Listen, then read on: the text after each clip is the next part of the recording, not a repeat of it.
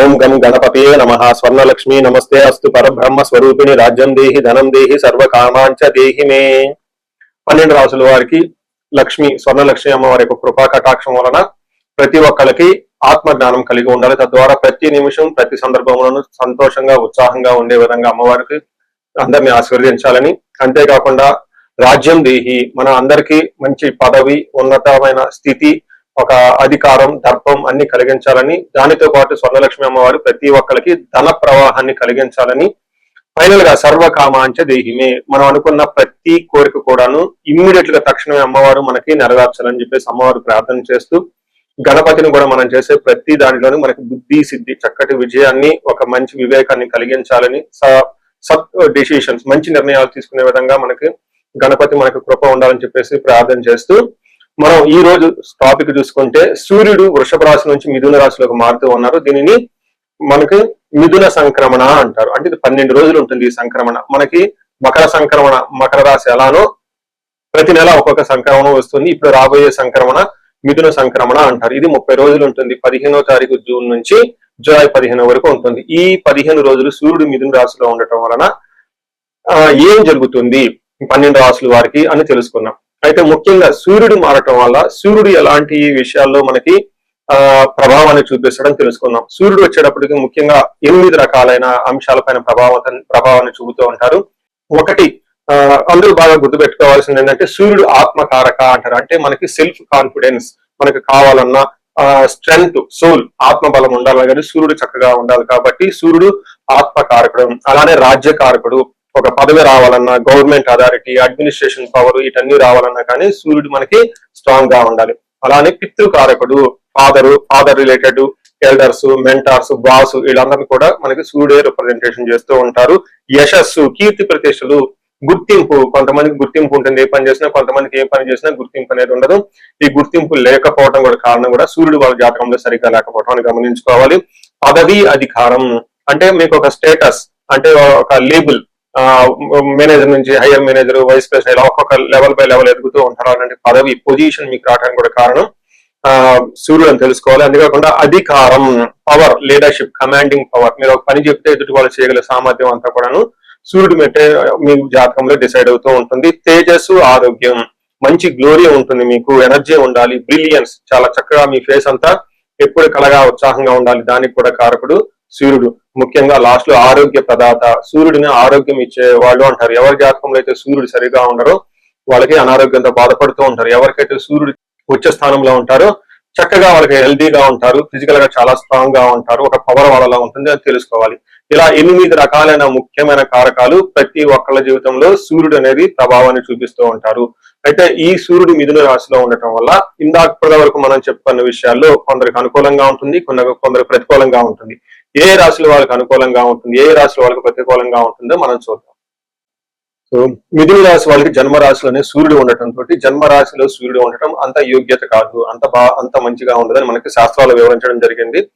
జన్మరాశి వచ్చేటప్పటికి మీ యొక్క ఐడెంటిటీ ఎలా ఉంటుంది, మీ పర్పస్ ఎలా ఉంటుంది, మీరేం సాధించాలనుకుంటున్నారు, తర్వాత మీ యొక్క పొజిషన్, స్థితి, గతి, ఈ పవర్, మీరు ఇవన్నీ ఎలా ఉంటుంది అనేది మీకు అడాప్ట్ అవుతుంది, మీకు అప్లై అవుతుంది సూర్యుడు జన్మరాశిలో ఉండటం వల్ల.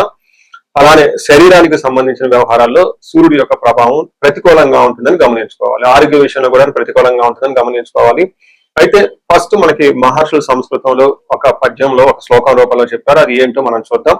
దేహాతి సతతం, దేహాతి సత్వం, సంతాప కాలతిక్రమణ భోజనం, బంధుమిత్ర సుహృద్వేష, జన్మరాశి గతో రవి అని చెప్తారు. అంటే జన్మరాశిలో గనక రవి ఉండటం ఏమవుతుంది, చంద్రుడు రాశి పడితే శారీరకంగా బాధ, దేహాతి శరీరంలో బాధగా ఉండే అవకాశం ఉంటుంది. మనసులో సంకోచం, తర్వాత సంతాపం, ఎక్కడో ఏదో పోగొట్టుకున్నట్టు ఫీలింగ్ ఉంటుంది. వీటితో పాటుగా కాలతిక్రమణ భోజనం, టయానికి భోజనం చేయకుండా టయం విడిచి చేస్తూ ఉంటూ ఉంటారు. మనకి పూర్వకాలంలో శకునం అని చెప్తూ ఉంటారు అనమాట. కొన్ని విషయాల్లో జనాలు మన డే టు డే లైఫ్ ను బట్టే మన యొక్క రిజల్ట్ కూడా ఉంటుంది అని చెప్తూ ఉంటారు. అందుకని శ్రీరామచంద్రమూర్తి కొద్ది కాలం ఆయన రాజ్య పరిపాలన చేసినా గానీ ఆయన యొక్క కీర్తి ప్రతిష్టలు ఎన్నో యుగాలు ఉంటుంది. దానికి కారణం ఏంటంటే వాళ్ళు ధర్మబద్ధంగా, నీతిబద్ధంగా వాళ్ళ యొక్క దినచర్య ఉండటమే అందులో ఒక భాగం. ఎప్పుడైతే మనం భోజనం చేయటం లేదో గుర్తు పెట్టుకోండి, అది మనకి అపశకునం. అంటే మన చుట్టూ ఉన్న వాతావరణాన్ని మనల్ని సరిగ్గా స్థిరత్వంగా లేకుండా మనల్ని ఇబ్బంది పెడుతూ ఉంటుంది అనే పరిస్థితులు మన దగ్గర ఉన్నాయనేది గమనించుకోవాలి. అందుకని పూర్వకాలం వెళ్ళే వాళ్ళు ఫస్ట్ భోజనం చేసావా అని అడుగుతారు. ఎందుకనంటే భోజనం 3 పూటలు చేసి చక్కగా హ్యాపీగా ఉండటం అనేదే సగం ఐశ్వర్యంతో సమానం, ఆత్మారామం అని చెప్పేసి అంటూ ఉంటారు. చూడండి, సూర్యుడు సరిగా లేకపోతే, సరిగ్గా అనుకూలించకపోతే కాలతీక్రమణ భోజనం, టయానికి భోజనం చేయకుండా ఉంటూ ఉంటారు. ఎప్పుడైతే టయానికి భోజనం చేయకుండా ఉంటారో ఆత్మారాముడు ఇబ్బంది పడుతూ ఉంటారు. మీలో ఉన్న ప్రాణశక్తి లెవెల్ తగ్గుగా ఉంటాయి, తద్వారా ఎనర్జీ తక్కువగా ఉంటుంది. ఎప్పుడైతే ఎనర్జీ లెవెల్ తక్కువగా ఉంటుందో మీకు అష్టలక్ష్మి కృప కూడా చాలా తక్కువగా ఉంటుందని గమనించుకోవాలి. అంతేకాకుండా బంధు మిత్ర సుహృద్వేష, అంటే బంధువులతో గొడవ పడుతూ ఉంటారు, ఫ్రెండ్స్ తో కూడా గొడవ పడుతూ ఉంటారు.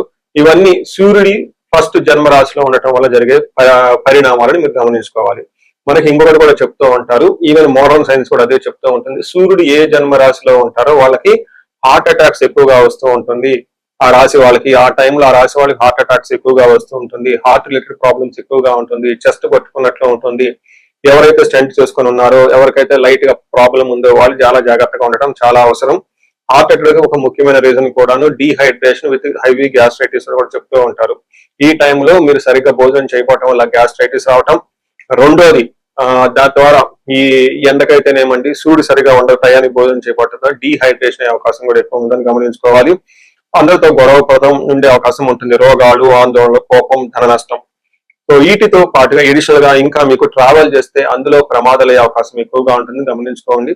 భార్యకు సంబంధించిన వ్యవహారాల్లో మనస్పర్ధలు రావటము లేదా భార్యకి అనారోగ్యము అయ్యే అవకాశం ఉంటుంది. తద్వారా మీరు సెకండరీ ఎఫెక్ట్ గా మీ మీద కూడా దాని యొక్క ప్రభావం పడే అవకాశం ఉంటుంది.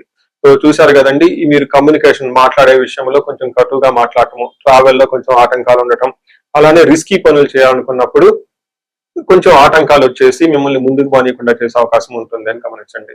సో తగు జాగ్రత్తలు తీసుకుని చక్కటి పరిష్కారాలు చేసుకోవాలని చెప్పేసి కోరుకుంటున్నాను. మనం పరిహారాలు చూసుకుంటే సూర్యుడికి కొన్ని పరిహారాలు అంతా మీరు చేసుకునే పరిహారాలు కొన్ని ఉంటాయి. కొన్ని వచ్చేటప్పటికి బ్రాహ్మణ పండితులతో చేయించుకోవడం చాలా ముఖ్యం. కొన్ని క్షేత్ర దర్శనాలు కూడా చేసుకోవడం చాలా చాలా ఇంపార్టెంట్. ముందు ముఖ్యంగా మీరంతా సెల్ఫ్ రెమెడీస్ అంటారు, మీరంతా స్వయంగా చేసుకునే పరిహారాలు కొన్ని ఉంటాయి. అందులో ముఖ్యంగా చూసుకుంటే సూర్య నమస్కారాలు చేయడం చాలా ఇంపార్టెంట్. సూర్య అష్టకం చదవటము లేదా ఆదిత్య హృదయ స్తోత్రం చదవటం కూడా చాలా ఇంపార్టెంట్. ఎప్పుడైతే ఆదిత్య ఉదయ స్తోత్రము, హనుమాన్ కార్యసిద్ధి మంత్ర రెండు కలిపి కనుక చదువుకలిపితే ఇంకా చాలా మంచి రిజల్ట్ ఉంటుంది. సో ఇక్కడ ఆదిత్య హృదయ స్తోత్రంతో పాటు హనుమాన్ చాలీసా గాని, హనుమాన్ కార్యసిద్ధి మంత్రం గాని చదువుకుంటే ఇంకా చక్కటి మంచి రిజల్ట్ వస్తుంది. సో ఇవన్నీ మీరు చేసుకునే మీ వరకు మీరు చేసుకోవచ్చు. ఇంకా టెంపుల్స్ కి వెళ్ళేసి అక్కడ నవగ్రహాల చుట్టూ తిరిగి గోధుమలు కనుక దానం చేయగలిగితే, సద్బ్రాహ్మణులకి సత్పురుషులకి చేయగలిగితే ఇంకా మీకు చక్కటి మంచి రిజల్ట్ వస్తుందని గమనించుకోవాలి. సో అది మీ వరకు చేసుకోగలుగుతారు. మీ ద్వారా కాకుండా కొన్ని సమస్య తీవ్రంగా ఉంటే పండితుల్ని కలిసి లేదంటే మా ద్వారా అపాయింట్మెంట్ తీసుకొని జాతక చక్రం కూడా చేపించుకోవడం చాలా ఉత్తమం. ఇందులో ముఖ్యంగా సూర్యుడికి సంపూర్ణమైన శాంతులు చేయాల్సి ఉంటుంది. గ్రహ శాంతి అంటారు. ఈ గ్రహ శాంతిలో సూర్యుడికి జపాలు, దానాలు, తర్పణాలు, హోమాలు ఇవన్నీ చేస్తూ ఉండాలి. వీటితో పాటుగా ఇంకా మీ యొక్క ఇండివిజువల్ జాతకం చూపించుకోవడం చాలా చాలా ముఖ్యం. ఎవరికైతే మీ యొక్క ఇండివిజువల్ లైఫ్ లో మీకు ఏజ్ 35 to 45 మధ్యలో ఉంది, 40 years ప్లస్ ఆర్ మైనస్ లో ఉన్న వాళ్ళకి ఎక్కడైనా మీకు లైఫ్ స్టాగ్నేటెడ్ కనిపించింది, అప్పటిదాకా సక్సెస్ఫుల్ ట్రాక్ రికార్డు ఉండి ఇక్కడ ఎందుకో ఆగిపోయారు, గ్రోత్ లేదని మీకు అనిపిస్తే ఒక్కసారి కాల్ చేసి అపాయింట్మెంట్ తీసుకోండి, మీ జాతకం చెక్ చేసుకోండి. నేను 35 to 45 age group research group గా చేస్తూ ఉన్నాను. చాలా మంది పీపుల్ మిడ్ లైఫ్ క్రైసిస్ అని చెప్పేసి ఇక్కడ ఆగిపోతూ ఉంటారు, చాలా మందికి డైవర్స్ అవుతూ ఉంటుంది, సడన్ గా కెరీర్ లో బ్రేక్ వస్తూ ఉంటుంది. సో ఈ మిడ్ లైఫ్ క్రైసిస్ ని మన ఆస్ట్రాలజీ, వేదిక్ ఆస్ట్రాలజీ ఎలా డీల్ చేస్తుంది, దాంట్లో ఏమేమి ఉంటాయి అని చెప్పి తెలుసుకోవచ్చు. ముఖ్యంగా జ్యోతిష శాస్త్రం ప్రకారం గ్రహ శాంతులు అని ఉంటాయి, గ్రహ దోషాలు అని ఉంటుంది. మీ యొక్క దశలు తెలుసుకొని వీటిల్లో ఏదైనా ఒక గ్రహం దోషం ఉండటం అయితే మీరు స్టాగ్నెంటెడ్ అయిపోతారు. దాన్ని ఎలా బయటకు రావాలని పరిహారాలు తెలుసుకోవాలి. వీటితో పాటుగా మీకు ఏమైనా శాపాలు ఉంటే, పితృశాపం, కాలసర్ప దోషము, ఇలా మాతృశాపం, స్త్రీ శాపం, ఇంకా ఏమైనా యాక్టివ్ గా శాపాలు ఉన్నాయా, ఈ శాపాలు ఉండటం వల్ల కూడాను మీరు లైఫ్ లో గ్రోత్ లేకుండా ఆగిపోయే అవకాశం ఉంటుంది. సో ఎవరికైనా సరే ఎలాంటి ప్రాబ్లం ఉన్నా, ధనానికి ఇబ్బంది పడిపోతూ ఉంటే స్వర్ణలక్ష్మి విశేష హోమం చేయించుకోండి. మీకు వీసా స్టాంపింగ్, H1B, లైక్ ఎక్కడన్నా ఏమంటారు ఉద్యోగంలో ఎక్కడన్నా బ్రేక్లు వచ్చి ఆగిపోతూ ఉన్నా, లేదంటే ఫైనల్ రౌండ్ దాకా వచ్చి మధ్యలో ఎక్కడన్నా ఆగిపోయినా కానీ మీకు ఇలాంటి వాళ్ళకు కూడాను మన్యు పాశుపత అభిషేకము, రుద్రాభిషేకం చూపించుకోవడం చాలా చాలా ఇంపార్టెంట్. భార్యాభర్తల మధ్య గొడవలకు అన్యోన్య దాంపత్య పాశుపతం చూపించుకోవడం. ఎవరికైనా సర్పాలు, కాలసర్ప దోషాలు, మహాకాలసర్ప దోషాలు అంటే కాలసర్ప దోష నివారణ పూజలు, పితృదోష నివారణ పూజలు, మీ యొక్క జాతకం చూసుకొని ఇవన్నీ చేసుకోవటం వల్ల జీవితంలో 10 రెట్లు ఖచ్చితంగా వెళ్ళే అవకాశం ఎక్కువగా ఉంటుందని గమనించుకోవాలి. మీ అందరికి అష్టైశ్వర్యాలు కలగాలని, భోగభాగ్యాలు కలగాలని చెప్పేసి కోరుకుంటున్నాను. నమస్తే.